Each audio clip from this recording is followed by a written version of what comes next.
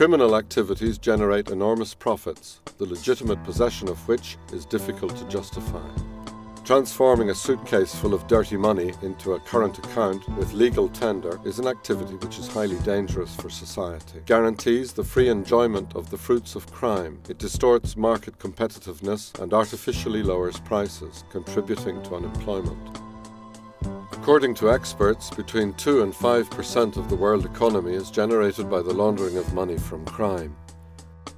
Dedicated as they are to secrecy, the crime syndicates active in money laundering are difficult for international police to infiltrate, and this is even more the case with a hidden camera. This has not, however, deterred a brave investigative reporter called Tony Papaleo. Tony is a partner of many international journalism organisations and secretary of the Association of European Journalists in the Czech Republic. Together with other colleagues from the International Consortium of Investigative Journalists, he has documented the international trafficking of human body parts.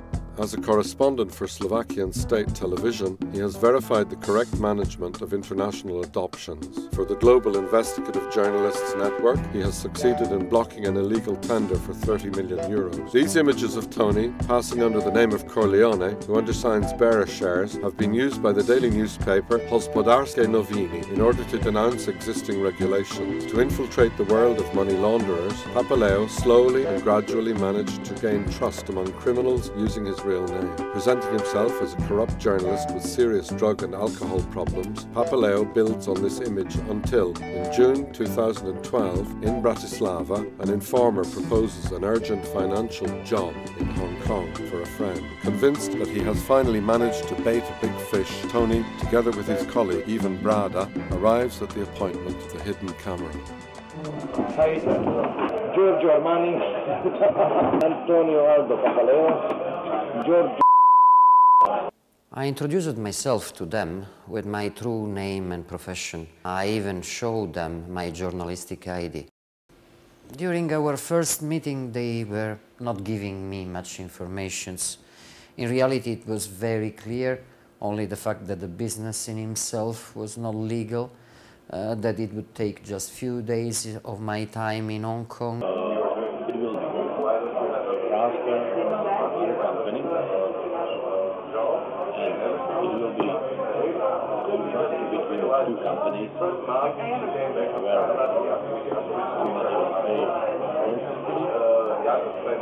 and the contract will be, for example, €500,000. But why Hong Kong is a strange place for us. We are doing there. When you were saying after leaving Hong Kong, in order to get more information, I tried to appear very scared. I need money, but I'm not such desperate to take any sort of risk. It could be 10% risk, more risk. But what kind of? It will be no cash operation. Sorry? No cash operation. Just will transfer money via this company. But they were sure to be dealing with a very corrupted person with very serious problem of alcohol and drugs that make them much more comfortable to pay me some money and to hire me. At the end of our first meeting, I was alone with my informer and I tried to ask him much more information, but the point was that he truly knows nothing. Ne poješ do jail, Tony. Ne ješ do jail. Okay. No, but what did this guy do with this company? Money transfer, only money transfer. Money transfers for what? From where? From what? Neviem. Luisa, neviem. We meet for the first time Saturday, and the day after, Sunday morning, we went to buy my ticket for Hong Kong.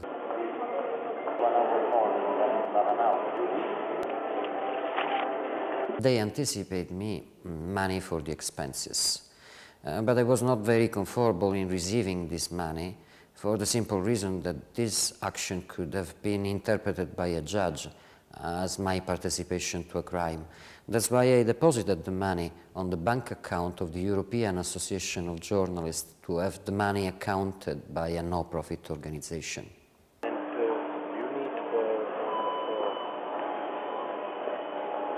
5 days, each day 50 euro. That's the next 250. I give you 500 euros. Okay, fine. Monday I was flying. And they will ask you in the customs when you will come to Hong Kong, because they will stamp the reason, tourist. At the airport in Hong Kong, it was a young boy unknown to me. He was from Prague and he was accomplice of suspect number 1. In Hong Kong, I immediately had to confirm it was a money laundering case. Basically, they instruct me to clonate 2 different companies and to make certain financial operation which through nature could only be not legitimate. Very easy. So tell them that you are need 2 Hong Kong companies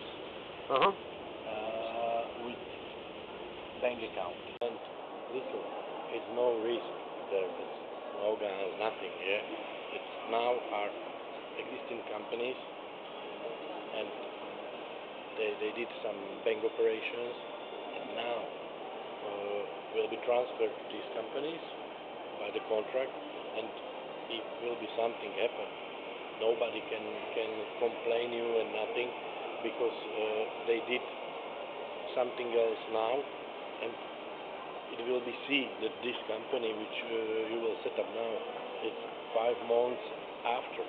And, but you know, it's very hard to investigate something when it will be from Europe to Hong Kong, because when it was a British colony here, and British people from London sent something here to Hong Kong, no answer, because it's China. Yeah, okay. And I cannot imagine how somebody from Europe will send something to China. China will send something to Italy. I did register the 2 companies. This was legally feasible. It was not a crime. Those are their official papers. What I could not do really was to open the 2 bank accounts. So I started to invent excuses and justifications and to create continuous new troubles in order to delay the process. Friday is bank holiday and it's not possible to meet anyone Friday. In reality, I was just faking. After the first 2 or 3 meetings, I was just stepping inside banks and asking visit cards of bank officers, claiming that I was too busy to have appointment the same day, but that I want a contact to set up a later meeting. I need to talk with someone for the opening of new account. Okay, yeah? Yeah, okay. But the normal procedure is 3 to 4 weeks. I know. Just happy to talk with me and it appears very relaxed. And they make a copy of passport And everything. And pay documents, yeah? Apparently, it was impossible to open quickly this bank account. The Instant Bank will take 1 to 3 weeks and I have to call them. Bank of China and... It's a bullshit. 1 to 3 Yesterday weeks. I've been in Heng Seng, yeah? Okay. Next week I will have everything.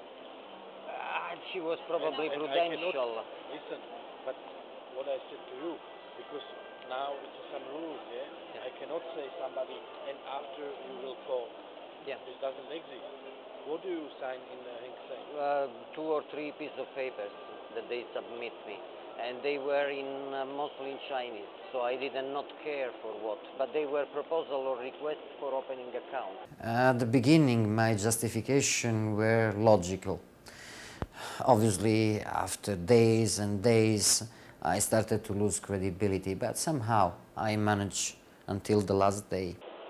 One of the questions was, are you Italian, where did you born, blah blah, but I was very tranquil, like I have been spending all my life abroad and... Bullshit, because if you call to the Heng Seng, it's not possible that somebody pick up the phone, you know? I have personal number. And after 10 days, they realized it was better for me to go back to Bratislava and to come back to Hong Kong only once the bank would confirm me that the accounts were ready. We will see in Bratislava. Back in Bratislava, I went to the High Presidium of the Slovak police, and I give a full report about what happened in Hong Kong. Then I had to wait for their reply, and that constricted me to build up new stories.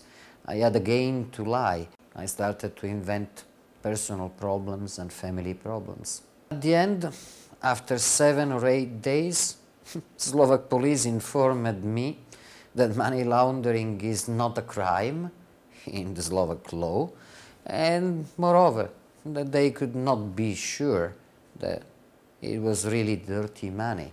So they basically told me that I was on my own. I was very disappointed by the Slovak police, by the Slovak authorities. Therefore, I decided to complain about it to Interpol in Bratislava, and then I decided to leave for Hong Kong again. My intention was to inform the last possible authorities on the world that could have interest in this case, the police of Hong Kong. Arrived in Hong Kong, I immediately went to Arsenal Road in Wan Chai, where is the high command of the Hong Kong police. In few hours, they verified my story and my credentials, and that's why they asked me to bring them undercover at my next appointment. I went to the meeting escorted by 2 cops in plain clothes. I had to go and shake his hand, and in the moment I did it, 9 or 10 people from the crowd, from the mass, jump out and froze him on the ground under arrest. Actually, I'm a running man. I'm obliged to keep secret my whereabouts, and I'm just waiting for the end of this court case with the hope of being able to have a sort of private and personal life again. But I do consider possible the fact that this will not happen anymore.